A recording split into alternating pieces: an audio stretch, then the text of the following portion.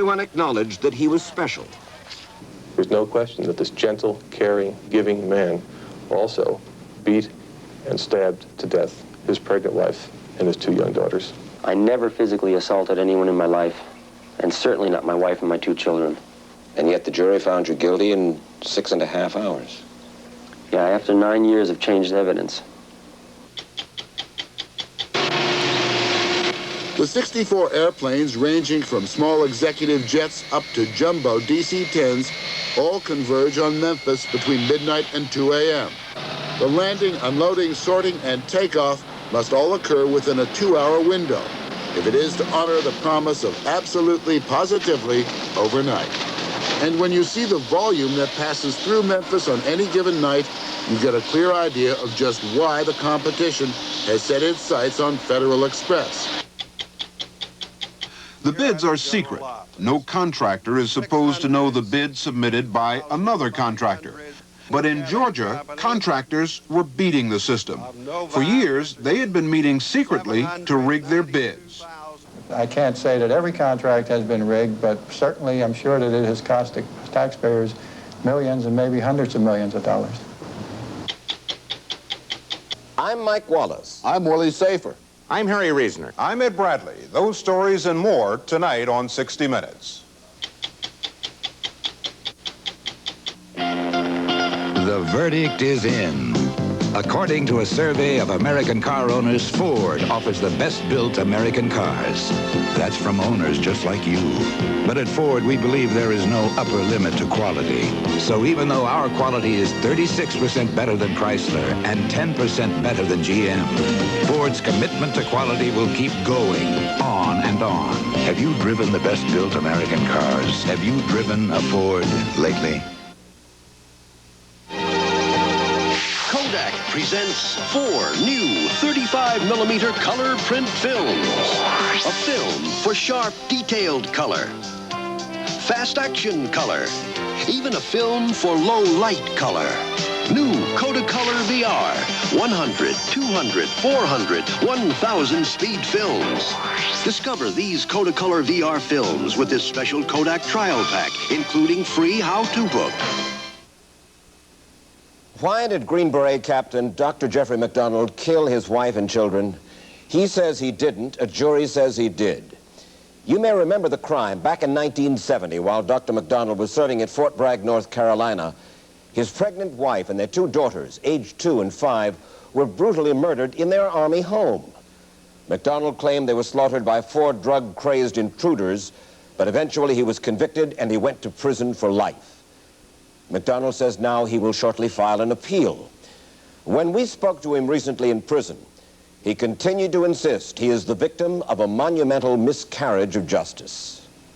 I love my wife and my children very much. I never physically assaulted anyone in my life, and certainly not my wife and my 2 children. And yet the jury found you guilty in 6.5 hours. Yeah, after 9 years of changed evidence and an orchestrated trial. Jeffrey MacDonald was the best and the brightest, the one thought surest to succeed. When he married his childhood sweetheart Colette, he was a student star at Princeton, and his star continued to rise in medical school and in the Army. Everyone acknowledged that he was special. His mother, Perry MacDonald. Christmas Eve one year at his home when we was quietly celebrating, just a little Christmas Eve, there's a knock on the door and it's the neighbor upstairs and his child is ill, and Jeff just leaves the proceedings and goes upstairs and takes care of people. I mean, his neighbors love him and respect him. His former colleague, Surgeon Stephen Shea. He is not the kind of person that you would even begin to associate with something as brutal as a triple homicide. They were brutally beaten, savagely murdered. That's not Jeff. Another friend, Dr. Kathy Mitz.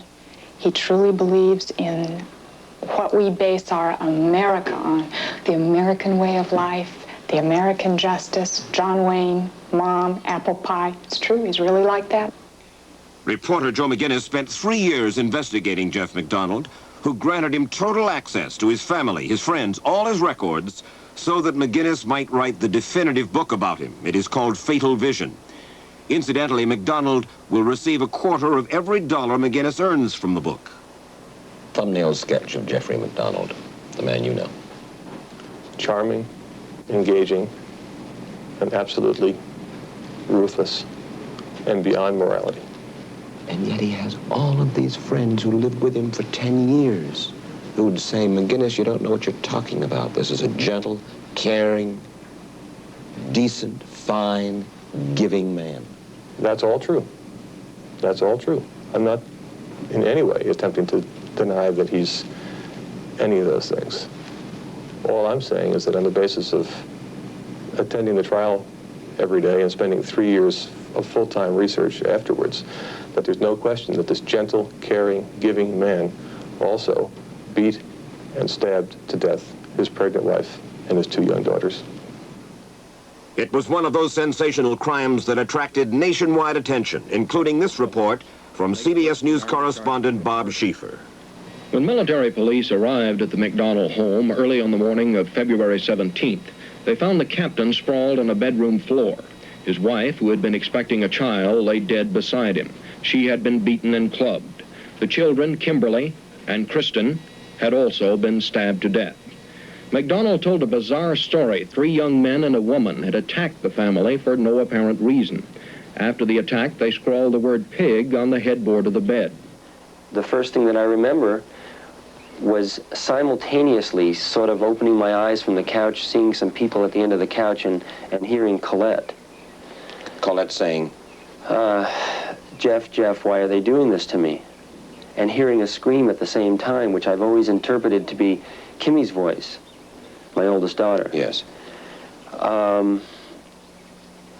It wasn't really clear what was happening. And so you got up and went to... No, I tried to get off the couch, and that's where the initial struggle occurred. That's where I was assaulted, apparently received some wounds, including stab wounds and several blows to the head.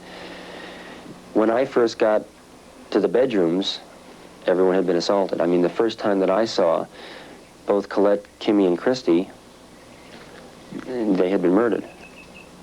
That has been Dr. MacDonald's story from the beginning. But Joe McGinniss says it's a smokescreen MacDonald made up the night of the murders. Murders triggered by a bitter argument with his wife. McGinniss summarized for us what the prosecutors told the jury.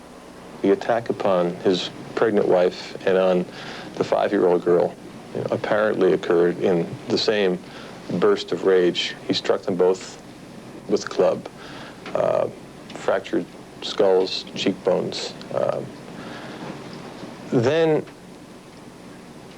what's most terrifying to contemplate, what's worse to think of, is that having already mortally wounded his wife and killed his 5-year-old daughter, Kimberly, in order to make the cover story stand up, he was going to have to walk into the bedroom of his 2-year-old daughter, Kristen, and kill her too. Going into the bedroom of the 2-year-old daughter and stabbing her 30 times with knife and ice pick in the chest and back, laying her across his lap, stabbing her, turning her over and stabbing her again. Autopsy found, in addition to the horrendous wounds in her chest and back, knife cuts in her tiny little fingers as she had raised her hand in an attempt to ward off her father, who was coming at her with a knife. Whose version is accurate, MacDonald's or his accusers? Back in 1970 at Fort Bragg, U.S. Army investigators had concluded the doctor was guilty. But their investigation was sloppy, and a military tribunal that heard their evidence cleared MacDonald. Shortly afterward, he quit the Army. A year and a half after the murders, Jeff MacDonald, wanting to put the whole tragic episode behind him, moved to Southern California. He joined the staff of St. Mary Hospital in Long Beach, and before long, he was director of the Department of Emergency Medicine here. MacDonald was an extraordinary surgeon, an innovator in emergency room care. He was on the faculty of UCLA and USC medical schools, respected by everyone, including the local police. Officer James Fortier. Anytime a policeman got shot or injured in the line of duty and they were brought to this hospital, he was to be notified and he would be here immediately to work on those officers. For over 10 years, Jeffrey MacDonald led a stereotypical Southern California bachelor's life. This was his condo here in Huntington Beach. That was his boat, the recovery room, tied up just outside. A prosperous doctor, he had a succession of attractive young girlfriends who saw him here. But the young woman who says that she was then and remains today his best friend is Dr. Kathy Mitz. One gets the sense that when he finally moved to Southern California, that he decided to live a Southern California lifestyle. Self-indulgent to a certain degree, free. I can assure you he was never free for one moment. He has never forgotten the events that changed his life. He's agonized over them, will never understand them, and kept himself busy in between dealing with that grief. He loved that woman with his entire being, and those children were everything to him. They also were everything to his wife Colette's mother and stepfather, Mildred and Freddie Kassab, who proclaimed MacDonald's innocence and stood by him from the first. They swore with him that they would find the murderers. And after he took off for California, they continued to search for the killers. They began by reviewing the unpublished Army Tribunal records and arrived at a stunning conclusion, that the killer was their own son-in-law, Jeffrey MacDonald. You see, you have to remember that I went through that transcript with a fine-tooth comb. I must have read that transcript at least 100 times. I got permission from the government, and with agents, I was allowed in the house to reconstruct the murders from his story of what happened in that house that night. And nothing fit, absolutely nothing. It couldn't have happened the way he said it did. Absolutely impossible. Freddie Kassab hounded congressmen and Justice Department prosecutors to file murder charges. He admits that his pursuit of MacDonald amounted to a vendetta. Words bandied around. To me, it's not a bad thing. If somebody murders your child and your grandchildren, and you don't try to do something about it, that would be the terrible thing to me. Freddie Kassab's persistence paid off. 9 long years after the murders, Dr. MacDonald had to leave his booming practice in California to return to North Carolina and stand trial in federal court there. CBS News correspondent Bruce Hall reported the result. The jury reached its verdict in a complicated case after 6.5 hours of deliberations. The court clerk read it to a packed courtroom. It said, "We, the jury, find the defendant, Jeffrey MacDonald, guilty in the 2nd degree in the death of his pregnant wife, Colette." The verdict was the same for 5-year-old Kimberly, but the jury found MacDonald guilty in the 1st degree in the death of 2-year-old Kristen. Minutes after the verdict was reached, Judge Franklin Dupree said he was ready to pass sentence. MacDonald told the judge, "Sir, I am not guilty. I don't believe the jury heard all the evidence." But Judge Dupree then sentenced him to 3 consecutive life sentences. Was there never a moment, Mrs. MacDonald, when you said to yourself in some tough night, yeah, maybe something strange, some aberration happened, and maybe my boy was guilty? Yes, it did happen. It has to happen, I'm sure. Only based upon the fact that human beings are complex and human, absolutely. But you see, Mr. Wallace, you would have to examine his entire life to realize that he shows no aberration. The man is not capable of this kind of crime. I can understand, say, a crime of possible passion, but this is beyond that. It is far more, there's much more evidence of the work of demented people, you know. Joe McGinniss says that Jeff MacDonald he came to know is a consummate actor and that he plays his part so well that he can lie more persuasively than some other people can tell the truth. And apparently he wasn't always the loving and loyal husband he was thought to be. He takes things out of thin air and declares them. He wrote a letter to me saying that, you know, we discussed my infidelities, that I discussed his infidelities. Can you imagine? Me discussing him cheating on my daughter? He really believes these things after he says them. But being a liar doesn't necessarily make you a killer, and a family argument doesn't often turn into homicide. Even government prosecutors couldn't come up with a motive or an explanation of how a man like MacDonald could have committed so brutal a crime. But Joe McGinniss thinks he's found the key, new evidence he discovered after the trial, evidence he has never discussed with MacDonald, a hitherto unrevealed account by the doctor himself of his activities in the period just before the murders. In his own handwriting, in notes prepared for his own attorneys, he goes into great detail about his consumption of a drug called esketrol, which is no longer on the market. It was voluntarily withdrawn in 1980 because of dangerous side effects. Among the side effects of this drug are, when taken to excess by susceptible individuals, temporary psychosis, often manifested as a rage reaction. Here we have somebody under enormous pressure, and he's taking enough of this esketrol, enough amphetamines, so that by his own account, he's lost 15 pounds in the 3 weeks leading up to the murders. Now, wait. According to the note, which I've seen, 3 to 5 esketrol he has taken. We don't know if he's taken it over a period of several weeks, or if he's taken 3 to 5 esketrol a day, or a week, or a month. We do know that if you take 3 to 5 esketrol over a month, you're not going to lose 15 pounds from doing so. I never stated that to anyone, and I did not, in fact, lose 15 pounds. I also wasn't taking esketrol. We ate dinner together at 5:45 p.m. It is possible I had one diet pill at this time. I do not remember and do not think I had one, but it is possible. I had lost 12 to 15 pounds in the prior 3 to 4 weeks in the process using 3 to 5 capsules of esketrol spansule. I was also... 3 to 5 capsules for the 3 weeks. According to this. Right. According to this. And that's a possibility. Then why would you put it down here that there was even a possibility? These are notes given to an attorney who has told me to bare my soul as to any possibility so he could always be prepared. Mm-hmm. But you've already told me that you didn't lose 15 pounds in the 3 weeks prior. I don't think that I did.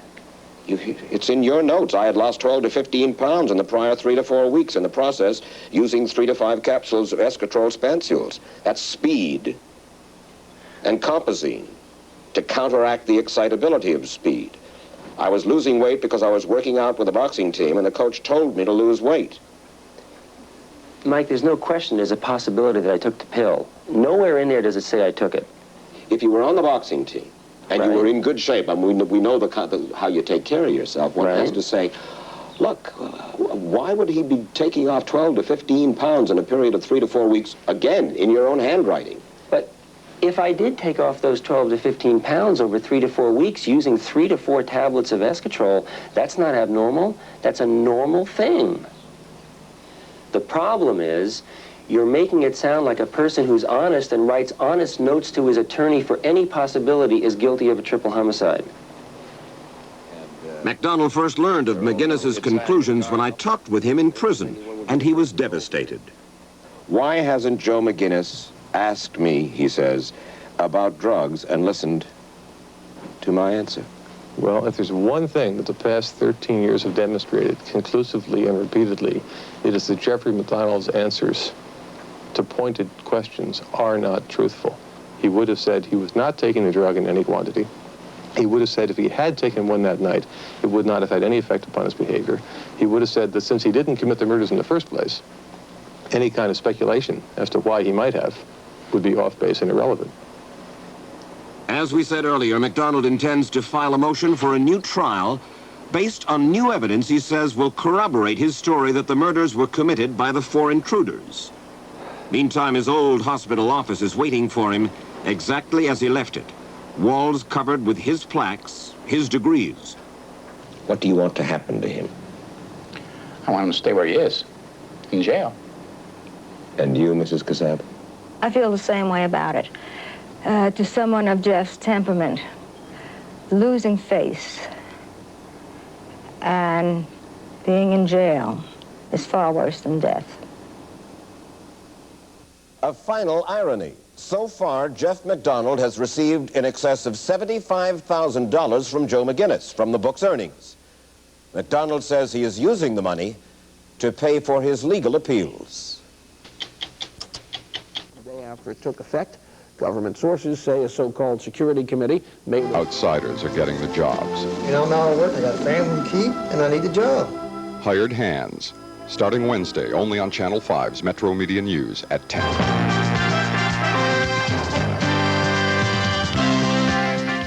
Fatal Vision. Joe McGinniss started being on Panorama many years ago when he wrote about the 1968 campaign, a bestseller it was.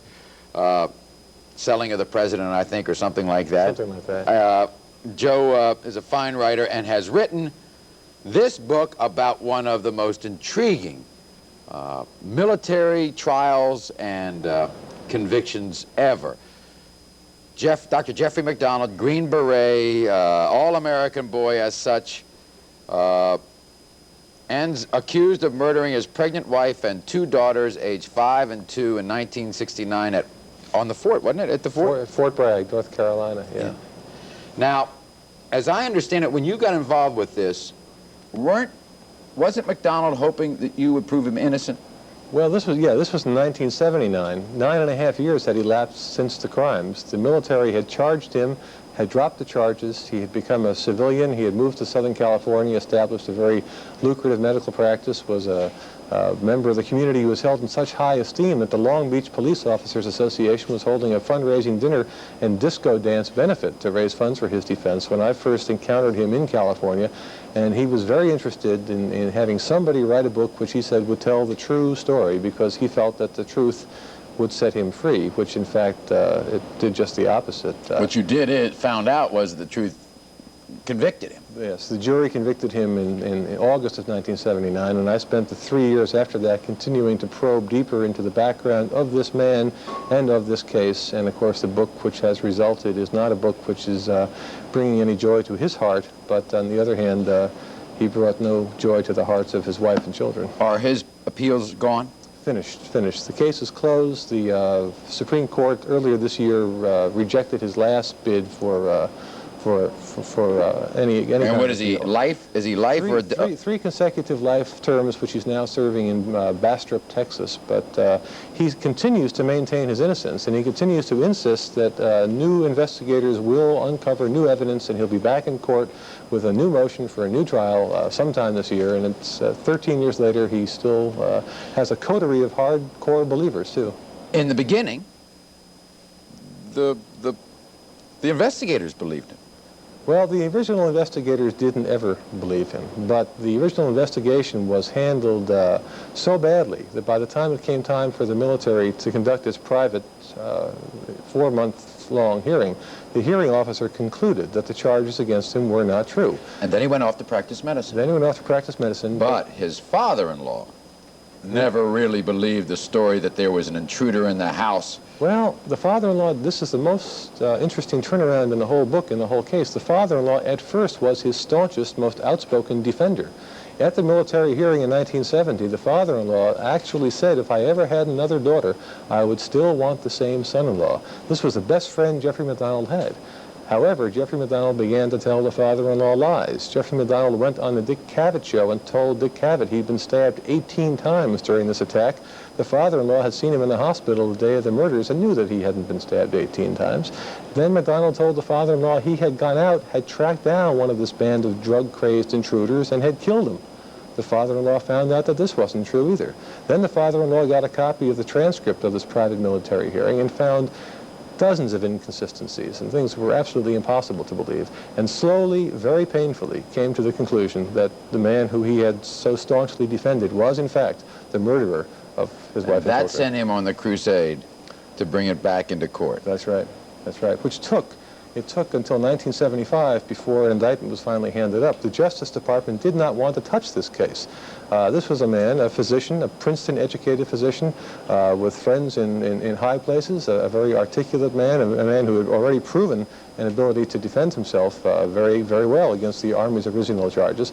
They didn't want to get near the case, but the father-in-law and one attorney, one military attorney named Brian Murtaugh, who is now working for the Justice Department's Criminal Division, simply would not let the case die. They felt that somebody must be made to pay for the lives that were taken in 1970. Joe, quickly before we close, there has been a lot of criticism over the years about the military justice system. Is it present here? Does the system stand up good or bad? Well, I think the civilian justice system stands up a lot better. It took a long time to bring him to trial as a civilian, but in 1970, the fact that the Army was willing to drop these charges without proceeding to a court-martial is something which I think is indefensible. It's a fascinating story for, if you had read about Dr. Jeffrey MacDonald's case in the papers as it moved along. Now, the ultimate story is here, Fatal Vision. Joe McGinniss. Good to see you again, Joe. Nice to see you, Maury. Always good to see you. We'll be back in a moment. We'll run out of here the right way after this.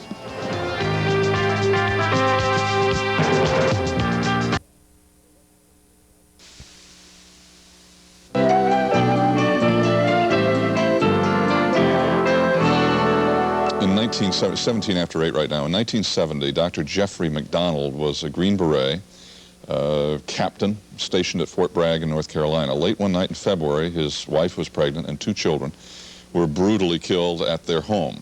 MacDonald said that he had tried to fight off what he called 4 hippie types, but failed. After a long Army investigation, the Army said MacDonald was free man. But 5 years later, he was again charged with the murders of his wife and 2 children. He was convicted of those crimes in 1979, 9 years after the fact. MacDonald is now serving 3 life sentences in a penitentiary in Texas. Joe McGinniss has detailed MacDonald's story in a new book called Fatal Vision.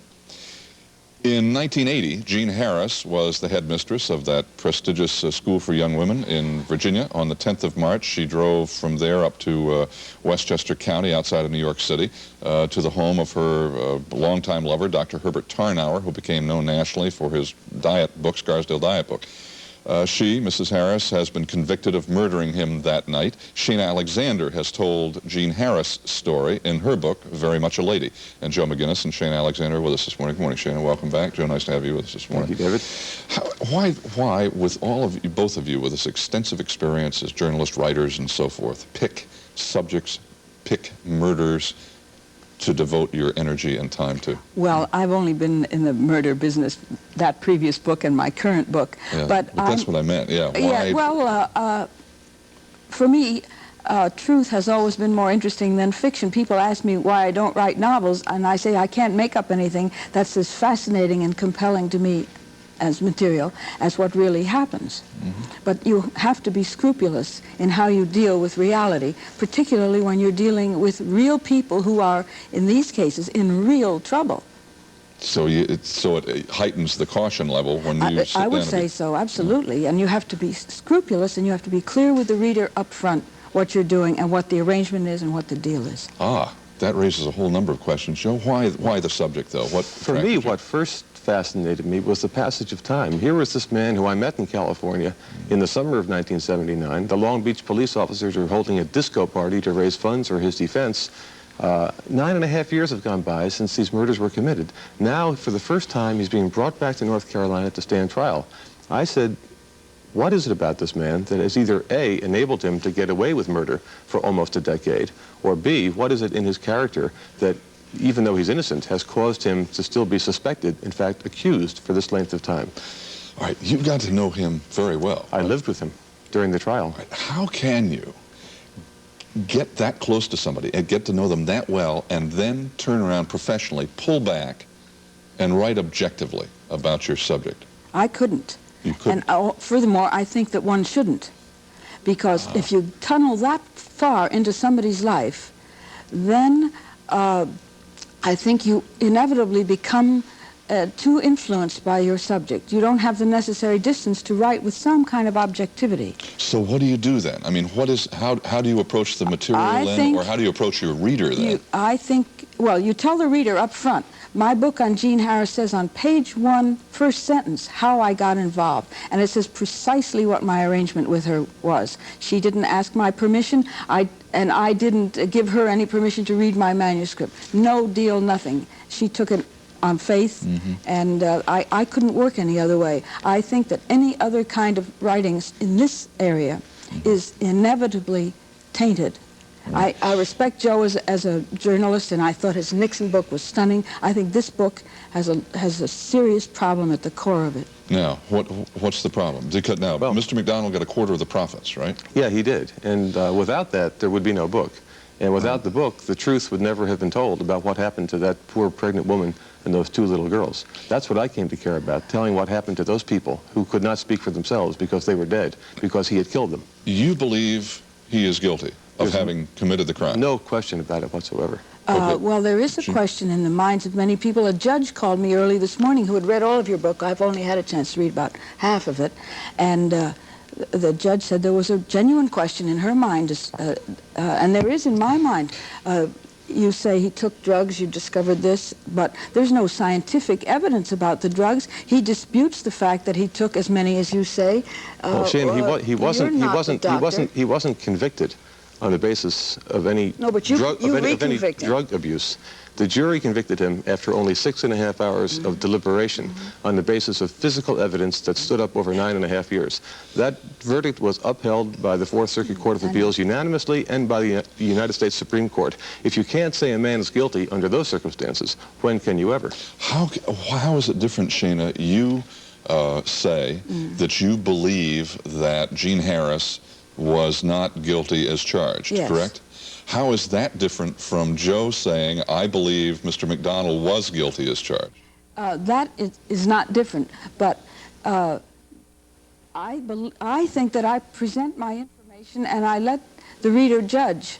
I don't say anywhere in my book that she was not guilty as charged. I give my opinion, but it's not expert opinion, and it's not tainted opinion because there's no... Tainted by the money, you mean? Tainted by the money. I think that checkbook journalism, however it is practiced and for whatever reasons, and if he won't give you the story unless you give him the money, then I think you're obliged to do the story without him. In the book that I'm working on now, it's a book about a woman on the board of the New York City Ballet who was convicted last week of first-degree murder, getting her 17-year-old son to murder her 76-year-old father. The son's alive, he's in prison, the mother's in prison, the widow, in other words, the old grandmother, is alive, there's a 10-year-old child. All these are real people, and I've talked to all of them, and they're other family members. But I think to talk about taints in this case is ridiculous, because if I had written a book which took the position that MacDonald was innocent, and he was receiving money for it, then I would be a hired gun, then it would be a paid hand.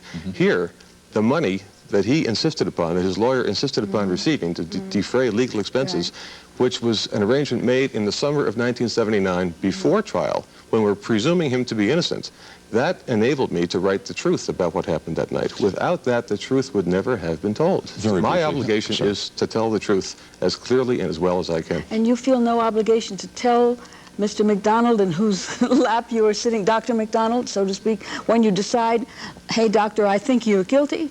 You're guilty as hell? You don't tell him until he opens the book and reads it? It's certainly not my obligation to confront a subject with what my opinion of him or her may be while I'm in the process of reporting. That's not professional. I couldn't do what you were able to do. Joe and Sheena, thank you very much. I didn't realize we were going to have this particular discussion. And thank you. At 9 o'clock.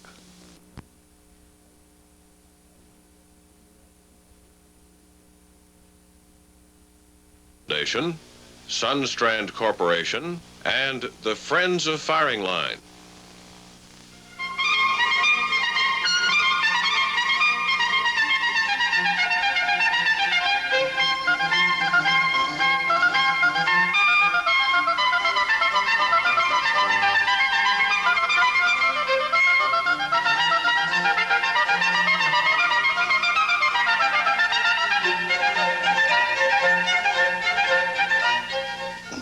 A lot of people followed the case of the so-called Green Beret murders, as some people referred to the killing of the wife and 2 little girls of Dr. Jeffrey MacDonald at Fort Bragg, North Carolina in 1970, And a lot more have interested themselves in the event since the publication of Joe McGinniss's book,